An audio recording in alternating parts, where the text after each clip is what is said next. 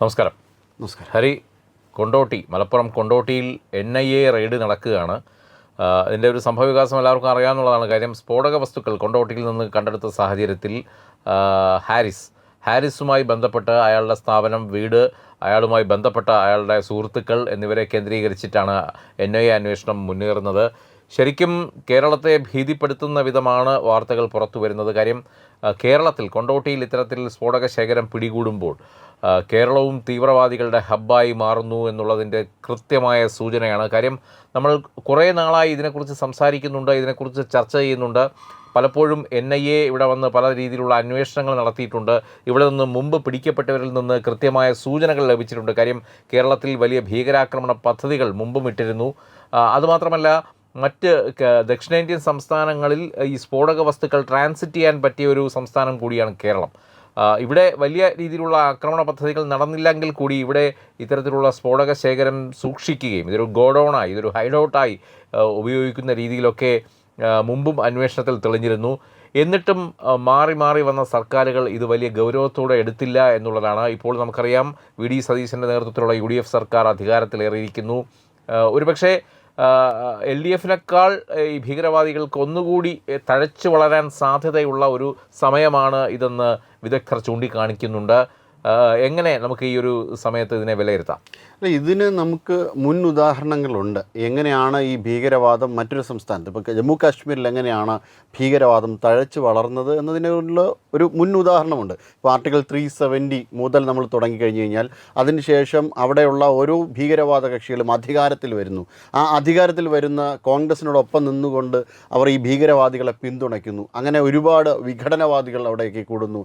ജമാഅത്തെ ഇസ്ലാമിയും ഹിസ്ബുള്ളയും അങ്ങനെ നിരവധിയായിട്ടുള്ള ഭീകരവാദ കക്ഷികൾ താഴ്വരയെ ലക്ഷ്യമാക്കി വരുന്നു. അത് ഒരു വലിയ അഗ്നിപർവ്വത സ്ഫോടനമായിട്ട് 1990 മുഴങ്ങുകയും കശ്മീരി പണ്ഡിറ്റിൻ്റെ എക്സോഡസ് വരെ അത് നീങ്ങുകയൊക്കെ ചെയ്തു. ഇപ്പോഴും കശ്മീരിലെ താഴ്വരയിൽ ഒരു സമാധാനം എത്തി എങ്കിലും അതൊരു പൂർണ്ണാർത്ഥത്തിൽ സമാധാനം എന്ന് പറയും വളരെ വലിയ നിരീക്ഷണങ്ങൾക്ക് ഉൾപ്പെടുത്തിക്കൊണ്ടാണ് കാശ്മീരിനെ ഈ രീതിയിലെങ്കിലും നിലനിർത്തുന്നത്.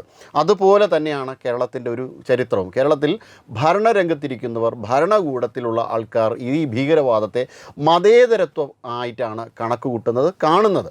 അതുകൊണ്ട് തന്നെ ഈ ഭീകരവാദികളുടെ ഒളിത്താവളമായിട്ട് ഇത് മാറുന്നുണ്ട്. ഭീകരവാദ പ്രവർത്തനങ്ങൾ നമുക്ക് കുറേ അധികം വർഷങ്ങൾക്ക് പിറകെ പോയി കഴിഞ്ഞാൽ പല പ്രശ്നങ്ങളുണ്ട്. ഇപ്പോൾ വാഗമണിലെ ഭീകരവാദ ക്യാമ്പ്, ആ ഭീകരവാദികൾ എവിടെ പോയി?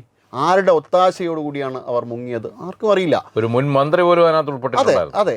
അത്തരത്തിൽ ഇപ്പോൾ മദിനിക്ക് വേണ്ടിയിട്ട് ഒരുമിച്ച് സംയുക്തമായിട്ട് പ്രതിപക്ഷങ്ങൾ ഒരുമിച്ച് പ്രമേയം പാസ്സാക്കിയ നാടാണിത്. അങ്ങനെ ഒരുമിച്ച് പ്രമേയം പാസ്സാക്കുന്നത് ഭീകരവാദിക്ക് വേണ്ടി പ്രമേയം പാസ്സാക്കുന്ന ഈ ഘട്ടത്തിൽ നമ്മൾ എടുത്തു പറയേണ്ട ഒരു കാര്യമുണ്ട്. ഒരു ഘട്ടത്തിൽ മദിനി ഇവിടെ സജീവമായിരുന്ന ഒരു ഘട്ടത്തിൽ നോർത്തിലെ പോലെ തന്നെ ഇവിടെയും സ്ഫോടക പരമ്പരകൾ അരങ്ങേറിയിരുന്നു. കോയമ്പത്തൂർ സ്ഫോടനം ഉൾപ്പെടെയുള്ള സംഭവങ്ങൾ അരങ്ങേറിയത് നമ്മുടെ സൗത്ത് ഇന്ത്യയിലാണ്, നമ്മുടെ തൊട്ടടുത്താണ്. ഒരുപക്ഷെ മദിനി കുറച്ചുകൂടി സജീവമായിരുന്നെങ്കിൽ, അല്ലെങ്കിൽ അന്ന് അറസ്റ്റിലാകാതെ അകത്ത് പോകാതെ ഇരുന്നെങ്കിൽ വീണ്ടും കേരളം ഉൾപ്പെടെയുള്ള സംസ്ഥാനങ്ങൾ വലിയ ഒരു ഭീതിയുടെ മുൾമുനയിൽ അന്നേ പോയേനെ. തീർച്ചയായും. പക്ഷേ ഒരു പരിധിവരെ അതിന് തടയിടാൻ അന്ന് കഴിഞ്ഞെങ്കിലും പിന്നീട് ഈ മാറി മാറി വന്ന ഇടതുപക്ഷ UDF സർക്കാരുകളൊക്കെ ഇത്തരത്തിൽ വോട്ട് ബാങ്ക് രാഷ്ട്രീയത്തിന് വേണ്ടി പ്രീണനം നടത്തിക്കൊണ്ട് ഇത്തരത്തിലുള്ള മതേതര ലേബലോടുകൂടി ഇവിടെ ചില സംഘടനകളെ വളർത്തി വലുതാക്കി. അവർ എന്നാണ് ഈ നാടിനെതിരെ തിരിയുക എന്നുള്ളതിൻ്റെ ഒരു ഭീതിയിലാണ് ഇപ്പോൾ. അതെ, ഇപ്പോൾ അസ്ത്രം ഗഫൂർ, MES ഗഫൂർ ഉൾപ്പെടെയുള്ള ഒരു ആൾക്കാർ പല കാര്യങ്ങൾ ഇതുമായി ബന്ധപ്പെട്ട് ഞങ്ങളെല്ലാം ആയുധങ്ങൾ സജ്ജീകരിച്ച് വെച്ചൊക്കെയാണ്, അസ്ത്രങ്ങളെല്ലാം തയ്യാറായി കഴിഞ്ഞു, ഇനി ആക്രമണം നടത്തിയാൽ മതി എന്ന പ്രസംഗം നമ്മുടെ ഇടയിലാണ്, നമ്മുടെ സൊസൈറ്റിക്കകത്താണ് മുഴങ്ങിക്കേട്ടത്. അതിൻ്റെയൊക്കെ ബാക്കി പത്രമായിട്ട് വേണം മലപ്പുറത്തും അതോടൊപ്പം തന്നെ പാലക്കാടും കണ്ണൂരും കാസർഗോഡും നടത്തുന്ന, ഇപ്പോൾ NIA ഇടപെട്ട് നടത്തുന്ന റെയ്ഡിനെ നമ്മൾ കാണാനായിട്ട്. കാരണം കേരളം എന്നത് ഒരു അഗ്നിപർവ്വതത്തിൻ്റെ മുകളിൽ തന്നെയാണത്. ഏത് സമയത്തും പൊട്ടിത്തെറിക്കുമെന്നല്ല, പലതവണ പൊട്ടിത്തെറിക്കാൻ തയ്യാറായി നിൽക്കുകയും കൂടിയാണ്. 3 മാസങ്ങൾക്ക് മുന്നെയാണ് ജെലാറ്റിൻ സ്റ്റിക്സുകൾ ഇവിടുന്ന് കണ്ടെടുക്കപ്പെട്ടത്. ജെലാറ്റിൻ സ്റ്റിക്സുകളെല്ലാം കണ്ടെടുത്ത സമയത്ത് അന്ന് പറഞ്ഞിരുന്ന കാര്യം ഇതൊരു കോറിയിലേക്ക് വേണ്ടി കൊണ്ടുപോകുന്നതാണ്. പക്ഷേ കോറിയിലേക്കല്ല, NIAയുടെ വളരെ കൃത്യമായ നിരീക്ഷണത്തിൽ നിന്നാണ് മനസ്സിലായത് കോറിയിലേക്ക് വേണ്ടിയിട്ടുള്ള സ്ഫോടനത്തിന് വേണ്ടി തന്നെ തയ്യാറാക്കി കൊണ്ടുവന്നതാണ്. അതിനിടയിൽ തന്നെ നമ്മുടെ തെരഞ്ഞെടുപ്പ് നടന്നു. തെരഞ്ഞെടുപ്പ് നടന്നപ്പോൾ ഈ കൊണ്ടുവന്ന PFI ഉൾപ്പെടെയുള്ള ഭീകരവാദികളെ നമ്മൾ എങ്ങനെയാണ് കണ്ടത്? ഈ AKM അഷ്റഫ് എന്ന് പറയുന്ന UDFൻ്റെ സ്ഥാനാർത്ഥി SDPI എന്നത് ഒരു മതേതര സംഘടനയാണ് എന്ന് മാധ്യമങ്ങൾക്ക് മുന്നിലാണ് പറഞ്ഞത്. രഹസ്യമായിട്ടല്ല, പരസ്യമായിട്ടൊരു മാധ്യമത്തിന് മനോരമ ചാനലിലാണ് ഈ കാര്യം തുറന്നു പറഞ്ഞത്. അപ്പോൾ അത്തരത്തിൽ ഒരു വളരെയധികം ഭീകരവാദത്തെ വളരെ സുതാര്യതയോടുകൂടി, ഇപ്പോൾ നമ്മുടെ അഴിമതി വളരെ സുതാര്യമായി ടാക്സൊക്കെ അടച്ചു കഴിഞ്ഞ് കഴിഞ്ഞാൽ അഴിമതി അല്ല എന്ന് പറയും പോലെ ഭീകരവാദത്തിനും ഒരു സുതാര്യതയോടുകൂടി ഇവിടെ ഭീകരവാദം നടത്താം എന്ന സാഹചര്യത്തിൽ കൂടിയാണ് കേരളം കടന്നു പോകുന്നത് എന്ന അത്യധികം അപകടകരമായ അവസ്ഥയിൽ കൂടിയാണ് നമ്മൾ പോകുന്നത്. അതായത് 2023 ISISൻ്റെ പ്രവർത്തനങ്ങൾക്ക് വേണ്ടി 30 ലക്ഷം രൂപ സമാഹരിച്ച നാടാണിത്. അന്ന് പല ഭീകരവാദികളും അതിൻ്റെ പേരിൽ അറസ്റ്റ് ചെയ്യപ്പെട്ടിട്ടുണ്ടായിരുന്നു. അതോടൊപ്പം തന്നെ മൊയ്തീൻ കുട്ടി പോലുള്ള PFIയുടെ ട്രെയിനറായിട്ടുള്ള മൊയ്തീൻ കുട്ടിയെ ഈ അടുത്ത സമയത്താണ് ഈ മൊയ്തീൻ കുട്ടി ദീർഘനാൾ ഒളിവിൽ കഴിയാൻ വേണ്ടിയിട്ടുള്ള സഹായ സഹകരണങ്ങൾ സംസ്ഥാനത്തിൻ്റെ അകത്തുനിന്നും പുറത്തുനിന്നും ഇവർ ചെയ്തു കൊടുത്തിട്ടുണ്ടായിരുന്നു. ആ PFIയുടെ രൂപം മാറിയ മോഡലാണ് SDPI. ഏതൊക്കെ പാർട്ടികളെയാണ് ഈ തെരഞ്ഞെടുപ്പിൽ പിന്തുണച്ച എന്ന് നമ്മളൊന്ന് നോക്കിയാൽ മതി. ഇനി ജമാഅത്തെ ഇസ്ലാമി വളരെ ക്ലോസ് ആയിട്ട് UDFനെ സഹായിച്ചിട്ടുണ്ട്. ഈ ജമാഅത്തെ ഇസ്ലാമിക്ക് വളരെ സജീവമായ പങ്കുണ്ട് പലതരത്തിലുള്ള അക്രമ പ്രവർത്തനങ്ങളിലും ഭീകരവാദ പ്രവർത്തനങ്ങളിലും. അങ്ങനെയുള്ള ജമാഅത്തെ ഇസ്ലാമി ഇത് സ്വതന്ത്രമായ ഒരു ചാനൽ പോലും ഈ കേരളത്തിൽ നടത്തുന്നുണ്ട് അവർ എന്നുള്ളതാണ്. അപ്പോൾ അങ്ങനെ ഒരു ട്രാൻസ്പെറൻ്റ് ആയിട്ട് വളരെ അവരുടെ ആശയം പറയുവാൻ വേണ്ടിയിട്ട് ഒരു മുഖ്യധാര ടെലിവിഷൻ ചാനലിനെ അവർ ഒപ്പം കൂട്ടുന്ന തരത്തിൽ അത്രയധികം സൗകര്യപ്രദമാണ് ഇവിടെ ഭീകരവാദം നടത്തുവാൻ എന്നുള്ളതാണ്. അല്ല, അത് തന്നെയാണ് ഹരി. കാര്യം ഇതൊക്കെ സൂചിപ്പിക്കുന്നത് ഇവിടെ എന്ത് പ്രവൃത്തികൾ നടന്നാലും അധികമൊന്നും അന്വേഷണം ഇങ്ങോട്ടേക്ക് വരില്ല എന്നുള്ളതാണ്. ഒരു 7 വർഷം മുമ്പ് ഒരു ഈസ്റ്റർ സമയത്ത് നമുക്ക് കാതങ്ങൾക്കകലെയുള്ള ശ്രീലങ്കയിൽ ഒരു പള്ളിയിൽ സ്ഫോടനമുണ്ടാകുമ്പോൾ 269 പേരാണ് ആ സ്ഫോടനത്തിൽ മരിച്ചത്. 500-ലധികം പേർക്ക് പരിക്കേറ്റു. ആ സ്ഫോടനത്തിൻ്റെ കൃത്യമായ ആസൂത്രണം നടന്നത് ഇവിടെ കേരളത്തിൻ്റെ മണ്ണിലിരുന്നാണ് എന്ന് NIAയുടെ തന്നെ അന്വേഷണത്തിൽ തെളിഞ്ഞതാണ്. അപ്പോൾ എന്നിട്ട് പോലും ഇപ്പോഴും ഇവിടെ ഈ കേരളത്തിൽ ഞാൻ ഒരു ഉദാഹരണം പറയാം. നമ്മുടെ തൊട്ടടുത്തുള്ള കോവളം ബീച്ചിൽ ഒരുപാട് കച്ചവട കേന്ദ്രങ്ങൾ പ്രവർത്തിക്കുന്നുണ്ട്. ഇതിൽ കാശ്മീരിൽ നിന്നുള്ള ഒരുപാട് നിവാസികൾ അവിടെ വന്ന് കച്ചവടം നടത്തുന്നുണ്ട്. ഇത് മുമ്പ് നമ്മൾ തന്നെ വാർത്തയാക്കിയിട്ടുള്ള ഒരു വിഷയമാണ്. പക്ഷേ ഇവിടെ വന്ന് ചേരുന്ന ഇത്തരത്തിലുള്ള ഈ കാശ്മീരികൾ ആരാണ്? ഇവരുടെ ഒരു ബാക്ക്ഗ്രൗണ്ട് എന്താണ്? ഇവരുടെ ഒരു ഐഡൻറ്റിറ്റി ചെക്ക് എന്താണ്? ഇതൊക്കെ നടത്തുന്നുണ്ടോ എന്ന് ചോദിച്ചാൽ ലോക്കൽ പോലീസ് അടക്കം ഇതിൽ വലിയ അലംഭാവമാണ് കാണിക്കുന്നതെന്ന് പറയേണ്ടി വരും. പാകിസ്ഥാൻ ക്രിക്കറ്റിൽ ജയിച്ചു കഴിഞ്ഞാൽ പച്ച ലഡ്ഡു വിതരണം ചെയ്യുന്ന ആൾക്കാരാണ് ഇവരൊക്കെ. അപ്പോൾ മനസ്സിലാക്കണം ഇവരുടെയൊക്കെ ഉള്ളിലിരിപ്പ് എന്താണ് എന്നുള്ളത്. പക്ഷേ ഇതൊക്കെ കണ്ടില്ല എന്ന് നടിച്ചുകൊണ്ട് ഇവിടുത്തെ ഭരണകൂടവും നിയമ സംവിധാനവും മുന്നോട്ട് പോകുമ്പോൾ വലിയ ഭീഷണി തന്നെയാണ് ജനങ്ങൾക്ക് മുന്നിൽ ഉയരുന്നത്.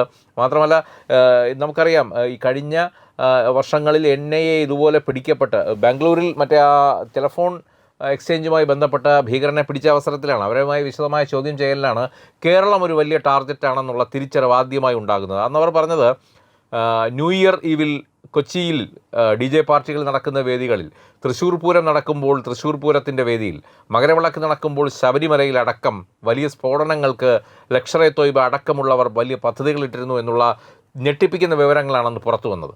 പക്ഷേ എന്നിട്ടും എന്ത് സുരക്ഷാ സംവിധാനങ്ങളാണ് നമ്മുടെ സംസ്ഥാനത്ത് മാറി മാറി വന്ന ഭരണകൂടങ്ങൾ ഏർപ്പെടുത്തിയതെന്ന് ചോദിച്ചു കഴിഞ്ഞാൽ ഇപ്പോൾ നിസ്സാരം ED ഉദ്യോഗസ്ഥർ ഇവിടെ വന്നിട്ട് തിരിച്ചു പോയപ്പോൾ അവർക്ക് പോലും സുരക്ഷ ഏർപ്പെടുത്താൻ പറ്റാത്ത ഭരണകൂടവും പോലീസ് സംവിധാനവുമാണ് ഇവിടെ ഉള്ളതെന്ന് പറയുമ്പോൾ ഇത്തരത്തിലുള്ള വലിയ പ്ലാനിങ്ങുകളുമായി വരുന്ന വിഘടനവാദികൾക്ക് മുമ്പിൽ എന്ത് സുരക്ഷയാണ് ജനങ്ങൾക്ക് വേണ്ടി പോലീസ് ഒരുക്കുന്നതെന്നുള്ളത് ഇപ്പോഴും വലിയൊരു ചോദ്യചിഹ്നമാണ്. അല്ല, പോലീസ് മാത്രമല്ല, ഭരണ സംവിധാനം അമ്പാടെ പരാജയപ്പെടുകയാണ്. ഇപ്പം നമുക്ക് എവിടെയാണ് സുരക്ഷ ഉള്ളത്? ഇപ്പോൾ കോടാനുകോടി കേരളത്തിന് സംഭാവന ചെയ്യുന്ന അന്താരാഷ്ട്ര തീർത്ഥാടന കേന്ദ്രങ്ങളാണ് ശബരിമലയും ഗുരുവായൂരിൽ ഐസിസ് റിക്രൂട്ടർ കാശ്മീരിലെ ഭീകരവാദത്തിൻ്റെ റിക്രൂട്ടർ ദേവസ്വം ബോർഡിൻ്റെ പാഞ്ചജന്യം ഗസ്റ്റ് ഹൗസിൽ വന്ന് താമസിച്ചിട്ട് ആരെങ്കിലും അറിഞ്ഞോ? ഇനി ഈ അടുത്ത സമയത്താണ് നാലമ്പലത്തിനടുത്ത് ഭീകരവാദി വരികയും അവിടെ മിഠായി വിതരണം നടത്തുകയും ഒക്കെ ചെയ്തത് ഈ അടുത്താണ്. ഇതിനെ സംബന്ധിച്ച് ഇപ്പോഴത്തെ അന്വേഷണം ഏത് രീതിയിലാണ് നടക്കുന്നത്? ഗുരുവായൂരിലെ കാര്യം ഇങ്ങനെ, ശബരിമലയുടെ കാര്യം കുറച്ച് ദിവസങ്ങൾക്ക് മുന്നെയാണ് ശബരിമല കേന്ദ്രീകരിച്ചുകൊണ്ട് സംശയാസ്പദമായ രീതിയിൽ ചില ആൾക്കാർ നീങ്ങുന്നതുമായി ബന്ധപ്പെട്ട കാര്യങ്ങൾ തത്വമൈ ന്യൂസ് തന്നെ റിപ്പോർട്ട് ചെയ്തത്. അപ്പോൾ ഇത്തരത്തിൽ ശബരിമലയിൽ നമ്മുടെ സുരക്ഷാ പ്രശ്നം ചൂണ്ടിക്കാണിച്ചുകൊണ്ട് മുൻ കളക്ടറായ പ്രശാന്ത് തന്നെ, കോഴിക്കോടിലെ മുൻ കളക്ടറായ പ്രശാന്ത് തന്നെ ഇതിനെക്കുറിച്ചുള്ള ലേഖനം ഫേസ്ബുക്കിൽ എഴുതിയിട്ടുണ്ടായിരുന്നു. അതായത് വളരെ മോശമായ രീതിയിലാണ് ഭക്തന്മാരെ അവിടെ ട്രീറ്റ് ചെയ്യുന്നത്. അതോടൊപ്പം അതിന് പ്രത്യേകിച്ച് ഒരു സുരക്ഷയ്ക്ക് വേണ്ടിയിട്ട് കാര്യമായ രീതിയിലുള്ള കാര്യങ്ങളൊന്നും ചെയ്യുന്നില്ല. പ്രാകൃതമായിട്ടുള്ള ചില കാര്യങ്ങളാണ് ഇപ്പോഴും ശബരിമലയിൽ പിന്തുടർന്ന് വരുന്നതെന്ന്. അപ്പോൾ ഇത്തരത്തിലാണ് നമ്മുടെ തീർത്ഥാടന കേന്ദ്രങ്ങളെ, നമ്മുടെ ഏറ്റവും പ്രധാനമായും നമ്മൾ ശ്രദ്ധ കൊടുക്കേണ്ട ഇടങ്ങളെയൊക്കെയും സർക്കാർ സംവിധാനങ്ങൾ കണക്കാക്കുന്നതും സർക്കാർ സംവിധാനങ്ങൾ അതിനു വേണ്ടിയിട്ടുള്ള കാര്യങ്ങൾ ചെയ്യുന്നത്. അപ്പോൾ ഈ തരത്തിൽ ഏത് സമയത്ത് വേണോ ഇതെല്ലാം നിങ്ങളെ ഇഷ്ടാനുസരണം പൊട്ടിച്ചോളൂ, ഇഷ്ടാനുസരണം നിങ്ങൾക്ക് എന്ത് വേണോ ചെയ്തോളൂ എന്ന രീതിയിലാണ് നമ്മുടെ അധികാര കേന്ദ്രങ്ങൾ മൂവ് ചെയ്യുന്നത്. അതുകൊണ്ടാണ് കേന്ദ്ര സർക്കാരിന് NIAക്ക് കേരളത്തിൻ്റെ കാര്യത്തിൽ വളരെയധികം സജീവമായിട്ട് ശ്രദ്ധിക്കേണ്ടി വരുന്നതും അവരുടെ നേരിട്ടുള്ള നിരീക്ഷണത്തിലാവുന്നത്. അല്ല ഹരി, ഇതുമായിട്ട് ബന്ധപ്പെട്ട ഒരു കാര്യം കൂടെ പറയാനുണ്ട്. ഇപ്പോൾ മാസങ്ങൾക്ക് മുമ്പ് അജിത് ഡോവൽ തിരുവനന്തപുരത്ത് വന്നു പോയിരുന്നു. അത് ISROയിലെ ഒരു അന്വേഷണവുമായി ബന്ധപ്പെട്ടിട്ടാണ്. പക്ഷേ അന്ന് അദ്ദേഹം തിരുവനന്തപുരത്ത് പഴവങ്ങാടിയിലെത്തി ഒരു ചിപ്സ് കടയിൽ പോയി ചിപ്സ് വാങ്ങിച്ച വാർത്തയൊക്കെ വലിയ പ്രാധാന്യത്തോടു കൂടി വന്നിരുന്നു. പക്ഷേ അതിൻ്റെ ഒരു യഥാർത്ഥ സത്യം നമ്മൾ പിന്നീട് അന്വേഷിക്കുമ്പോൾ മനസ്സിലാകുന്നത് ഈ പത്മനാഭസ്വാമി ക്ഷേത്രത്തിൻ്റെ സുരക്ഷയെ സംബന്ധിച്ച് വലിയൊരു ആശങ്കയായി തന്നെ ഇവിടുത്തെ ചില ഭക്തർ ഒരു ലെറ്റർ PMOയ്ക്ക് അയച്ചിരുന്നു, പ്രധാനമന്ത്രിയുടെ ഓഫീസിലേക്ക് അയച്ചിരുന്നു. ഇതിൻ്റെ ഫലമായിട്ട് തന്നെ ഈ ദോവൽ തിരുവനന്തപുരത്തേക്ക് വരുമ്പോൾ അത്തരത്തിലൊരു ഉദ്യമം കൂടി കൊടുത്താണ് പ്രധാനമന്ത്രി അദ്ദേഹത്തെ തിരുവനന്തപുരത്തേക്ക് വിടുന്നത്. അതിൻ്റെ ഫലമായി അദ്ദേഹം അന്ന് പഴവങ്ങാടിയിലെ ചിപ്സ് കടയിൽ മാത്രമല്ല പോയത്, പത്മനാഭസ്വാമി ക്ഷേത്രത്തിൻ്റെ ചുറ്റും അദ്ദേഹം ഒരു വീക്ഷണം നടത്തുകയുണ്ടായി. അതിനുശേഷമാണ് അദ്ദേഹം ചിപ്സ് കടയിലെത്തി ചിപ്സും വാങ്ങിച്ച് മടങ്ങിയതെന്നുള്ളത് അതിൻ്റെ ബാക്കി പത്രം. പക്ഷേ അദ്ദേഹം പ്രധാനമായും വന്നത് പത്മനാഭസ്വാമി ക്ഷേത്രത്തിൻ്റെ സുരക്ഷ ഏത് തരത്തിലാണ് എന്നുള്ളതിൻ്റെ ഒരു നിരീക്ഷണത്തിന് വേണ്ടി തന്നെയായിരുന്നു എന്നുള്ളതാണ് നമുക്ക് നമ്മുടേതായ അന്വേഷണത്തിൽ അറിയാൻ കഴിയുന്നത്. എന്തായാലും അതിൻ്റെ വിശദാംശങ്ങളൊക്കെ ഇനി എപ്പോഴെങ്കിലും പുറത്തു വന്നെന്നിരിക്കും. പക്ഷേ ഒരു കാര്യം വളരെ വ്യക്തമാണ്, കേരളത്തിൻ്റെ നിയമ സംവിധാനങ്ങളും കേരളത്തിൻ്റെ ഭരണാധികാരി വർഗ്ഗങ്ങളുമൊക്കെ ഇത്തരത്തിലുള്ള വിഷയങ്ങളെ വളരെ ലാഘവത്തോടു കൂടിയാണ് കൈകാര്യം ചെയ്യുന്നത്. അത്തരത്തിലുള്ള കൈകാര്യങ്ങൾ ചിലപ്പോൾ ഏതെങ്കിലും ഒരു ഘട്ടത്തിൽ വലിയ ദുരന്തമായി മാറിയാൽ അന്ന് ഞെട്ടിയിട്ട് കാര്യമില്ല എന്നുള്ളത് മാത്രമാണ് ഈ സമയത്ത് ഓർമ്മപ്പെടുത്താനുള്ളത്. തീർച്ചയായും അത്തരത്തിൽ നമ്മൾ ഒരു സംഭവം നടന്നതിന് ശേഷമല്ല, അതിന് മുന്നേ തന്നെ വളരെ ജാഗ്രതയോടുകൂടിയുള്ള നിരീക്ഷണങ്ങൾ ആവശ്യമാണ്. പഹൽഗാം അങ്ങനെയൊന്നും മറഞ്ഞു പോയിട്ടില്ല. പഹൽഗാമിൻ്റെ ലോൺ വുൾഫ് അറ്റാക്ക് എന്ന് പറഞ്ഞുകൊണ്ട് മുംബൈയിൽ ഈ ഭാരതത്തിന് ഇനി പുറത്തുനിന്നുള്ള ഭീകരവാദികൾ വേണ്ട, ഇതിനകത്ത് തന്നെ ഡിജിറ്റൽ ജിഹാദ് ഉൾപ്പെടെയുള്ള വൈറ്റ് കോളർ ജിഹാദ് ഉൾപ്പെടെയുള്ള സ്ലീപ്പർ സെല്ലുകൾ പതിയിരിക്കുന്നുണ്ട്. അതവരുടെ എല്ലാവരുടെയും പിറകിൽ NIA ഉൾപ്പെടെയുള്ള അന്വേഷണ സംഘങ്ങൾ പതിയിരിക്കുകയാണ്. തീർച്ചയായിട്ടും അവരെ വലിയ ആക്രമണങ്ങൾക്കും വലിയ കാര്യങ്ങൾക്കും ഒന്നും വിടുന്ന പരിപാടിയില്ല. തീർച്ചയായിട്ടും അവരെ എപ്പോൾ അറസ്റ്റ് ചെയ്യണ്ടോ അപ്പം തന്നെ അറസ്റ്റ് ചെയ്യുകയും ചെയ്യും, അവരൊരു നീക്കം നടത്തിയാൽ. അതുകൊണ്ടാണ് കഴിഞ്ഞ കാലങ്ങളിലൊന്നും വലിയ രീതിയിലുള്ള അക്രമങ്ങൾ ഭാരതത്തിലേക്ക്. അവിടെ ഒരു കാര്യം കൂടെ നമ്മൾ പറയേണ്ടതായിട്ടുണ്ട്. കാര്യം ഈ നോർത്തിൽ ഒട്ടനവധി ഭീകരവാദ പ്രവർത്തനങ്ങൾ അവർ പ്ലാൻ ചെയ്തിരുന്നു. പക്ഷേ അതൊക്കെ പരാജയപ്പെടുത്താൻ നമ്മുടെ ഇന്റലിജൻസ് സംവിധാനങ്ങൾക്കും നമ്മുടെ അവിടുത്തെ സുരക്ഷാ ഉദ്യോഗസ്ഥന്മാർക്കുമായി. അതുകൊണ്ട് തന്നെ അവരിപ്പോൾ നോർത്ത് വിട്ട് അവരുടെ ഒരു ഫോക്കസ് ഇപ്പോൾ സൗത്തിലേക്ക് മാറിയിട്ടുണ്ട്. ഈ നോർത്തിൽ ഇപ്പോൾ അവരുടെ എത്രയോ പ്ലാനിങ്, കോടികളുടെ പദ്ധതികളാണ് ഒറ്റ ദിവസം കൊണ്ടൊക്കെ നമ്മുടെ സുരക്ഷാ ഇന്റലിജൻസ് വിഭാഗങ്ങൾ ഇല്ലാതാക്കി കളഞ്ഞത്. ഇപ്പോൾ ചെങ്കോട്ട സ്ഫോടനം അവരുടെ ഒരു പ്ലാനിങ് മാത്രമായിരുന്നു. അതിനേക്കാളും വലിയ സ്ഫോടനങ്ങൾ അവർ വേറെ പ്ലാൻ ചെയ്തിരുന്നു എന്നുള്ളതാണ്. പക്ഷേ അതൊക്കെ തകർത്തെറിയാൻ നമ്മുടെ സംവിധാനങ്ങൾക്ക് കഴിഞ്ഞെങ്കിൽ അപ്പോൾ അവരുടെ കണ്ണ് സ്വാഭാവികമായും വടക്ക് നിന്നും തെക്കോട്ടേക്ക് മാറിയിരിക്കുന്നു. തെക്ക് ഇതൊരു വളക്കൂറ ഉള്ള മണ്ണാണെന്ന് തിരിച്ചറിഞ്ഞുകൊണ്ട്, ഇവിടെ തഴച്ചു വളരാൻ പറ്റിയ ഒരു മണ്ണാണെന്ന് തിരിച്ചറിഞ്ഞുകൊണ്ട് തന്നെ ഇത്തരത്തിലുള്ള ആൾക്കാരുടെ പ്രവർത്തനങ്ങൾ ഇങ്ങോട്ടേക്ക് മാറിയിരിക്കുന്നു. അറബിക്കടലിലെ നമ്മുടെ നാവികസേനയൊക്കെ സദാ ജാഗരൂകരാണെങ്കിൽ കൂടിയും കടൽ മാർഗേന ഇപ്പോൾ ഗുജറാത്ത് ഇവിടെ മുംബൈ ആക്രമണ കേസിൽ നമുക്കറിയാം അവരെങ്ങനെയാണ് വന്നതെന്നുള്ളത്. ഗുജറാത്ത് തീരത്ത് ബോട്ട് വഴി എത്തിയാണ് അകത്തേക്ക് പ്രവേശിച്ചത്. അതുപോലെ തന്നെ ഇപ്പോഴും ലൂപ്പ് ഹോൾസ് ഉള്ള, അതായത് സുരക്ഷാ പഴുതുകളുള്ള തീരപ്രദേശങ്ങൾ സൗത്തിൽ ഒരുപാടടുത്തുണ്ട്. അത്തരം പ്രദേശത്തു കൂടി ഇത്തരത്തിലുള്ള സുരക്ഷകൾ വർദ്ധിപ്പിച്ചെങ്കിൽ മാത്രമേ ഇതിനൊക്കെ ഒരു ശാശ്വത പരിഹാരം ഉണ്ടാകൂ എന്നുള്ളത് സുരക്ഷാ രംഗത്തെ വിദഗ്ധരടക്കം പലവരും ചൂണ്ടിക്കാണിക്കുന്നുണ്ട്. തത്വമായി തന്നെ നമ്മുടെ RP തോട്ട്സ് പോലുള്ള പ്രോഗ്രാമുകളിൽ RP അടക്കം ഒരുപാട് പ്രാവശ്യം ഈ വിഷയങ്ങളൊക്കെ ചർച്ച ചെയ്തിട്ടുള്ളതാണ്. അപ്പോൾ അതുകൊണ്ട് ഇപ്പോൾ ഈ NIA ഇന്നിപ്പോൾ കൊണ്ടോട്ടിയിൽ വലിയ രീതിയിലുള്ള റെയ്ഡ് നടത്തുകയാണ്. റെയ്ഡിൻ്റെ വിശദവിവരങ്ങൾ വരുന്ന മണിക്കൂറുകളിൽ മാത്രമേ അറിയാൻ കഴിയുള്ളൂ. പക്ഷേ ഇത് കേരളത്തിന് നൽകുന്നത് വലിയ ഒരു മുന്നറിയിപ്പാണ്, ഒരു മുന്നറിയിപ്പ് സൂചന തന്നെയാണ്. തീർച്ചയായിട്ടും അതുമായി ബന്ധപ്പെട്ട് വളരെ മുന്നറിയിപ്പ് എന്നല്ല, അത് സംഭവിച്ചു കഴിഞ്ഞു എന്നുള്ളതാണ്. പല കാര്യങ്ങളും സംഭവിച്ചു കഴിഞ്ഞു. ഇനി അത് നമുക്ക് മാറ്റിവെക്കുവാൻ വേണ്ടിയിട്ട് സമയമില്ല. അത് എത്രയും പെട്ടെന്ന് നടപ്പിലാക്കുക എന്നത് മാത്രമാണ്. ഇപ്പോൾ നോർത്തിൽ ഇപ്പോൾ അമിത്ഷാ നേരിട്ട് തന്നെ, ആഭ്യന്തരമന്ത്രി നേരിട്ട് തന്നെ പറഞ്ഞിട്ടുണ്ട്, അതിർത്തി കേന്ദ്രീകരിച്ചുകൊണ്ട് എല്ലാ ഇല്ലീഗൽ സ്ട്രക്ചേഴ്സും നീക്കം ചെയ്യാൻ പറഞ്ഞിട്ടുണ്ട്. അതോടൊപ്പം തന്നെ പണമിടപാടുകളെക്കുറിച്ച് വളരെ കൃത്യമായ നിരീക്ഷണം നടത്തുവാൻ പറഞ്ഞിട്ടുണ്ട്. അങ്ങനെ അജ്മീർ കേന്ദ്രീകരിച്ചും പല മേഖലകൾ കേന്ദ്രീകരിച്ചും ഇത്തരത്തിലുള്ള കാര്യങ്ങൾ നടപ്പിലാക്കുന്നുണ്ട്, ബോർഡർ കേന്ദ്രീകരിച്ച് നടപ്പിലാക്കുന്നുണ്ട് എന്നതിൻ്റെ കൃത്യമായ വിവരം ലഭിച്ചതിനെ തുടർന്ന് വളരെയധികം ജാഗരൂകമായി നിരീക്ഷിച്ചുകൊണ്ടിരിക്കുകയാണ്. കേരളവും അതുകൊണ്ട് തന്നെയാണ് നിരീക്ഷിച്ചുകൊണ്ടിരിക്കുന്നത്. കാരണം കേരളത്തിൽ ഒരു സംസ്ഥാന സർക്കാരും മറ്റു കാര്യങ്ങളും ഉണ്ടെങ്കിലും കശ്മീരിൻ്റെ അതേ അവസ്ഥയിലേക്ക് മാറുകയാണ്. എന്തായാലും കേന്ദ്രം നേരിട്ട് കേരളത്തിലേക്ക് ഇടപെട്ടാൽ പോലും നമുക്ക് അതിനകത്ത് ഒന്നും പറയാൻ പറ്റില്ല. കാരണം ഒരു മുൾമുനയിലെ ഒരു അഗ്നിപർവ്വതത്തിൻ്റെ മുകളിലാണ്. എന്തായാലും സംസ്ഥാന സർക്കാർ അതിൽ ഇനിയെങ്കിലും ഇതിലേക്ക് ശ്രദ്ധ കേന്ദ്രീകരിക്കും എന്ന് വിശ്വസിക്കുന്നു. ഇനി സംസ്ഥാന സർക്കാർ ശ്രദ്ധ കേന്ദ്രീകരിച്ചാലും ഇല്ലെങ്കിലും രാജ്യം ഒരു കാരണവശാലും കേന്ദ്രത്തിന്റെ ഒരു കണ്ണ് കേരളത്തിന് മുകളിലുണ്ട് എന്നുള്ളത് സത്യമാണ്. വിടാൻ പോകുന്നില്ല. നമസ്കാരം.